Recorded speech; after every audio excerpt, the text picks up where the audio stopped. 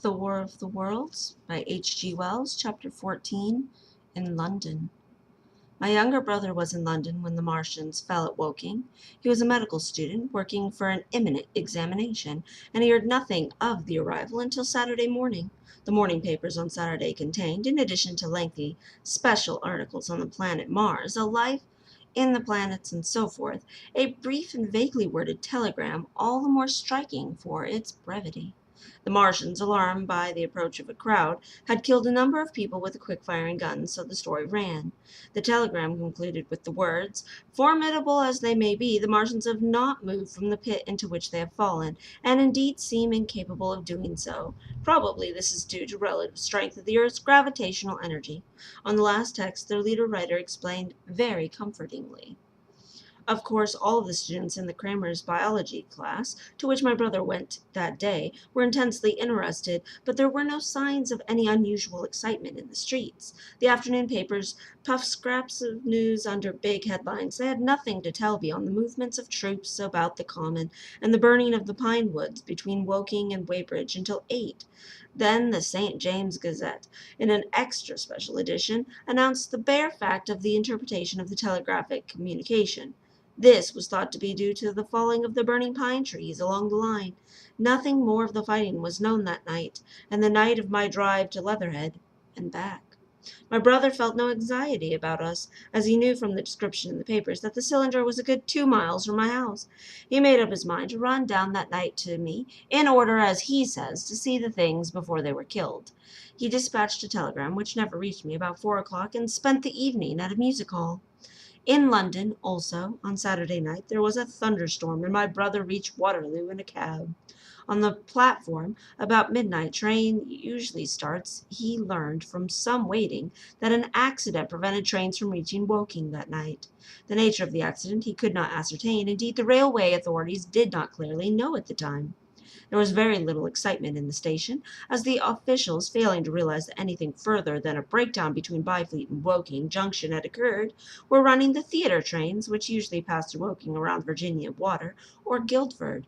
They were busy making some necessary arrangements to alter the route of Southampton and Portsmouth Sunday League excursions. A nocturnal newspaper reporter, mistaking my brother for the traffic manager, to whom he bears a slight resemblance, waylaid and tried to interview him. Few people, excepting the railway officials, connected the breakdown with the Martians. I have read, in another account of these events, that on Sunday morning all London was electrified by the news from Woking. As a matter of fact, there is nothing to justify the very extravagant phrase. Plenty of Londoners did not hear about the Martians until the panic of Monday morning.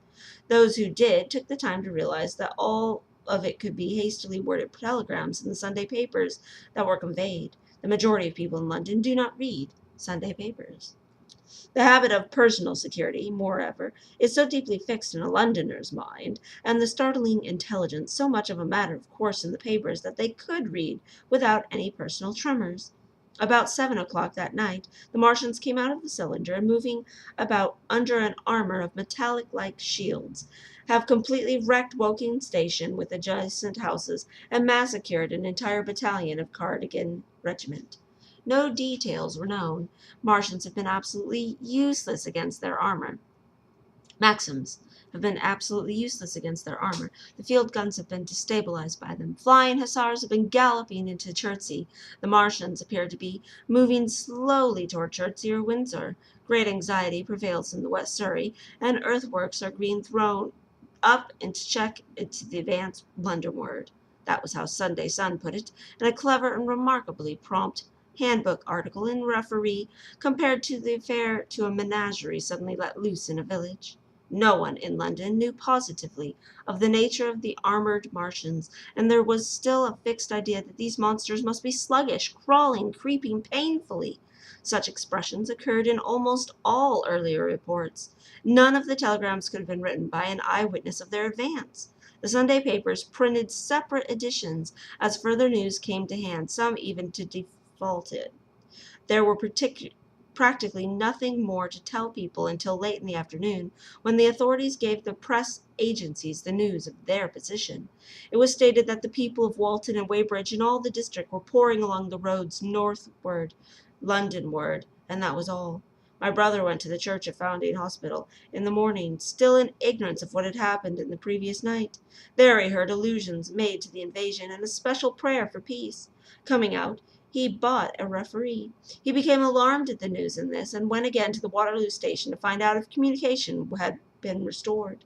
The omnibuses, carriages, cyclists, and innumerable people walking in, their best clothes, seemed scarcely affected by the strange intelligence that the news vendors were disseminating. People were interested, or if alarmed, alarmed only in the account of local residents. At the station he heard for the first time that the Windsor and Chertsey lines were now integrated. The porters told him that several remarkable telegrams had been received in the morning from Byfleet and Chertsey stations, but that these had abruptly ceased. My brother could get very little precise detail of them. There's fighting going on about Weybridge, was the extent of the information. The train service was now very much disorganized. Quite a number of people who had been expecting friends from places on the Southwestern network were standing about the station. One gray-headed old gentleman came up and abused the Southwestern company bitterly to my brother. "It wants showing up," he said. One or two trains came in from Richmond, Putney, and Kingston, people continuing on to go about the day's boating, and had found locks closed, a feeling of panic in the air. A man in blue and white blazer addressed my brother, full of strange tidings. "There's hosts of people driving into Kingston in traps and carts and things, with boxes of valuables and all that," he said. "They come from Molesley and Weybridge and Walton, and they say there's been guns heard at Chertsey, heavy firing, and that mounted soldiers have told them to get off at once because Martians are coming. We heard guns firing at Hampton Court station, but we thought it was thunder. What the dickens does it all mean? The Martians can't get out of their pit, can't they?" My brother could not tell him. Afterwards he found the vague feeling of alarm had spread to clients of the Underground Railway, and that the Sunday excursionists had begun to return from all over southwestern Lung, Barnes, Wimbledon, Richmond Park, Kew, and so forth, at unnaturally early hours, but not a soul had anything more than vague hearsay to tell of. Everyone connected with the Terminus ill and seemed ill-tempered. About 5 o'clock the gathering crowd in the station was immensely excited by the opening of the line of the communication, which is almost invariably closed between southeastern and southwestern stations, and the passage of carriage trucks bearing huge guns and carriages crammed about the soldiers. There were guns that were brought up from the Woolwich and Chatham to cover Kingston. There was an exchange of pleasantries. "You'll get eaten. We're the best beast tamers," and so forth. A little while after that a squad of police came into the station, began to clear the public off the platforms, and my brother went out into the street once again. The church bells were ringing for evening song, and a squad of Salvation Army lasses came singing down Waterloo Road. At the bridge a number of loafers were watching a curious brown scum that came drifting down the stream in patches. The sun was setting, and the clock tower in the Houses of Parliament rose against one of the most peaceful skies it is possible to imagine, a sky of gold, barred with long transverse stripes of reddish-purple cloud. There was talk of a floating body. One of the men there, a reservationist, he said he was told my brother he'd seen a heliograph flickering in the west. In the Wellington Street my brother met a couple of sturdy roughs who had been just rushed out of the Fleet Street, with still wet newspapers and staring placards. "Dreadful catastrophe!" they bawled one to the other down Wellington Street. "Frightening and frightening at Weybridge, full description, repulsive, the Martians, London is in danger." He had to give 3d. for a copy of that paper. Then it was, and only then, that he realized something the full power of these monsters. He had learned that they were not merely a handful of small sluggish creatures, but that they were minds weighing vast mechanical bodies, and that they could move swiftly and smite with such power that even the mightiest guns were not standing against them. As they were described as vast spider-like machines nearly 100 feet high, capable of the speed of an express train, and able to shoot out beams of intense heat. Masked batteries, chiefly on field guns, had been placed in the country at Horsell Common, and especially between Woking District and London. 5 of the machines had been seen moving toward the Thames, and one, by happy chance, had been destroyed. In other cases the shells had missed, and the batteries had been at once annihilated by the heat rays. Heavy losses of soldiers were mentioned, but the tone of the despatch was optimistic. The Martians had been repulsed. They were not invulnerable. They had retreated to their triangle of cylinders again. In the circle about Woking, signalers and heliographs were pushing forward upon them from all sides. Guns were in rapid transit from Windsor, Portsmouth, Aldershot, Woolwich, even from the north along others. Long wire guns of 95 tons from Woolwich. Another 116 were in position or being hastily placed, chiefly covering London. Never before in England had there been such a vast or rapid concentration of military personnel. Any further cylinders that fell, it was hoped, could be destroyed at once by high explosives, which were being rapidly manufactured and distributed. No doubt, ran the report, the situation was of the strangest and gravest description, but the public was exhorted to avoid and discourage panic. No doubt the Martians were strange and terrible in the extreme, but at the outside there could not be more than 20 of them against millions of us. The authorities had reason to suppose, from the size of the cylinders, that outside there could be no more than 5 in each cylinder, 15 altogether, and that one at least was disposed of, perhaps more. The public would be fairly warned of the approach of danger, and the elaborate measures were being taken for the protection of people in so threatened southwestern suburbs, and so, with reiterated assurances of safety of London and the ability of authorities to cope with the difficulty, this quasi-proclamation was closed. This was printed in enormous type on paper so fresh it was still wet, and there had been no time to add a word of comment. It was curious, my brother said, to see how ruthlessly the usual contents of the paper had been hacked and taken out to give the place. All down Wellington Street people could be seen fluttering in and out the pink sheets and reading, and the Strand was suddenly noisy with the voices of army of hawkers following the pioneers. Men came scrambling off buses to secure copies. Certainly this news excited people intensely, whatever their previous apathy. The shutters of the map shop in the Stand were being taken down, my brother said, and a man in a Sunday raiment, lemon-yellow gloves even, was visibly inside the window, hastily fastening maps of Surrey to the glass. Going on along the Stand to Trafalgar Square, the paper in his hand, my brother saw some of the fugitives from the West Surrey. There was a man and his wife and 2 boys and some articles of furniture in the cart such as greengrocers use. He was driving from the direction of Westminster Bridge, and close behind him came a hay wagon with 5 or 6 respectable-looking people on it, and some boxes and bundles, and the faces of the people were haggard, and their entire appearance contrasted conspicuously with the Sabbath-best appearance of the people on the omnibuses. People in fashionable clothing peeped at them out of cabs. They stopped at the square as if undecided which way to take, and finally turned eastward along the Strand. Some way behind these came a man in workday clothes, riding one of the old-fashioned tricycles with a small front wheel. He was dirty and white in the face. My brother turned down toward Victoria, and met a number of such people. He had a vague idea that he might see something of me. He noticed an unusual number of police regulating the traffic. Some of the refugees were exchanging news with the people on the omnibuses. One was professing to have seen the Martians. Boilers on stilts, I tell you, striding along like men. Most of them were excited and animated by their strange experience. Beyond Victoria, the public houses were doing a lively trade with these arrivals. At all the street corners, groups of people were reading papers, talking excitedly, or staring at these unusual Sunday visitors. They seemed to increase as the night drew on, until at last the roads, my brother said, were like Epsom High Street on Derby Day.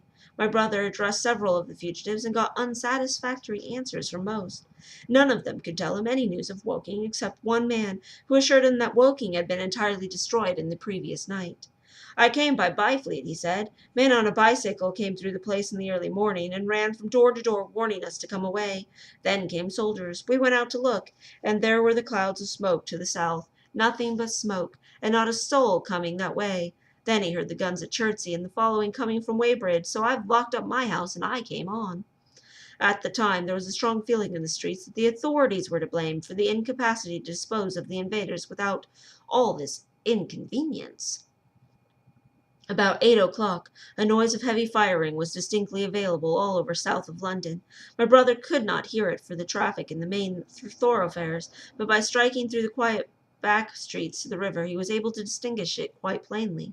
He walked from Westminster to his apartments near Regent's Park about 2, and he was now very anxious on my account, and disturbed at the evident magnitude of the trouble.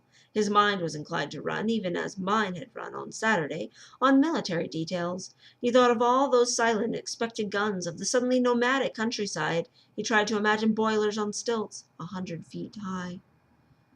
There were 1 or 2 cartloads of refugees passing along Oxford Street and several of the Marylebone Road, but so slowly, the news spreading, that Regent Street and Portland Place were full of their usual Sunday night promenaders, albeit they talked in groups, and along the edge of Regent's Park there were many silent couples walking about together under scattered gas lamps, as ever there had been.